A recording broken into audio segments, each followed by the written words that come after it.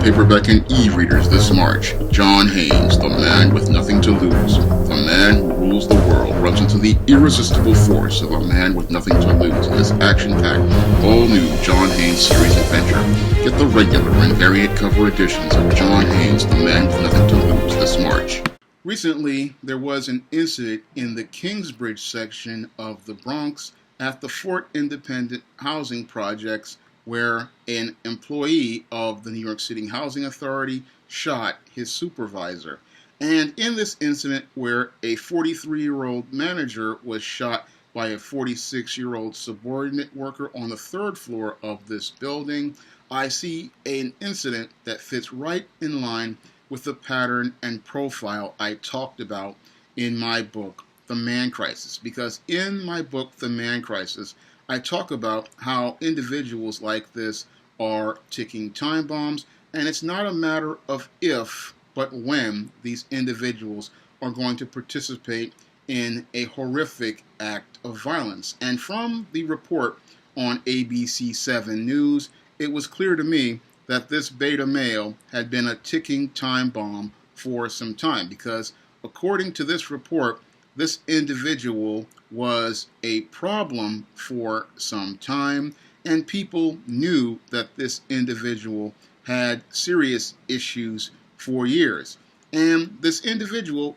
had participated in many of the behaviors I talk about in the Man Crisis as related to beta males and their pattern of behavior, because many of these men, because they were raised in single mother households or households with beta male fathers, they do not know how to use male life skills like critical thinking, problem solving, and conflict resolution to deal with issues, nor do they know how to navigate through their emotions, something most men learn how to do because their fathers teach them that while you may feel about a certain situation, you just don't act on it because there are consequences for a man's actions. But this man, because he did not know how to navigate through his emotions, he did not know how to conflict resolve, he did not know how to problem resolve, this individual was such a problem in the workplace that it was no surprise to anyone that this man would pull a gun on a building's superintendent. And this man's behavior, again, it fit right in line with the pattern and profile, because before he pulled that gun, he was feuding back and forth with co-workers. He was feuding back and forth with supervisors. He had been written up numerous times, but this did not faze this beta male, because when it comes down to beta males believe that they are in the right. Their way is the only way. And this is what makes these men extremely dangerous, is because they just do not know when to let things go, and they don't know when to put a period at the end of things. No, when it comes down to the beta male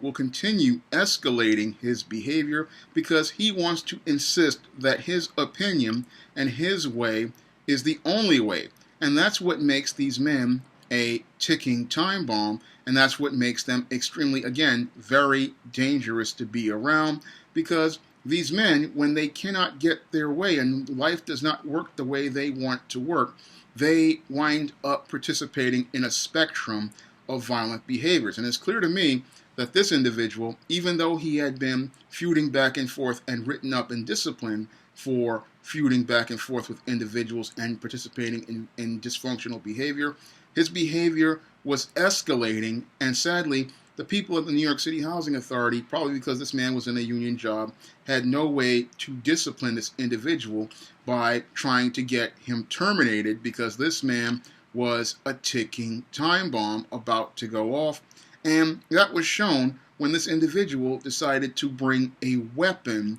to work to deal with a supervisor who had threatened to write him up once again. And after being threatened with being written up for this time, this individual decided to take out a weapon and escalate his spectrum of violent behavior from yelling and screaming to participating in an attempt to murder a supervisor, all because the supervisor tried to tried to discipline this individual for their out of control and unprofessional behavior. And that's the scary thing about having a beta male in your workplace is you don't know what is going to set them off or when they are going to be set off or what type of violent behavior they are going to participate in when they get set off. And that can make a work environment practically like walking on eggshells because this individual is just, he's like a roaming lion, and it's terrifying to be around this kind of individual. And from what I've seen in this incident, even a supervisor couldn't do anything with this individual because this individual had very little discipline and self-control, and that was shown by him not understanding the boundaries he was breaking, because when you get written up on a civil service job, that is a sign that something is wrong. And if you have an issue with that, you're supposed to take it to your union shop steward or your union rep and let them help deal with it. But again, because this individual did not know how to conflict resolve or problem solve, he escalated a situation into violence, and he attempted to murder a supervisor, all for trying to assert male authority on him. So I clearly see where this individual probably came from a single mother household, and how that single mother household practically shaped his behavior, where he escalated his violence to the point where he not only put his job at risk, but he also put his freedom at risk. Because after he shot this supervisor at that housing project, he decided to get in his Chevy Tahoe and then drive off to wherever. And that's the scary part, is that this beta male is still out there, and we have no idea where he is or if he will participate in yet another spectrum of violent behaviors if he does not get his way. So this man he's a clear and present danger to everyone. And again, he is a textbook pattern and profile of what I talked about in the man crisis as related to the beta male rage and the spectrum of violent behaviors beta males participate in, and why beta males are extremely dangerous. These beta males, again, they don't think about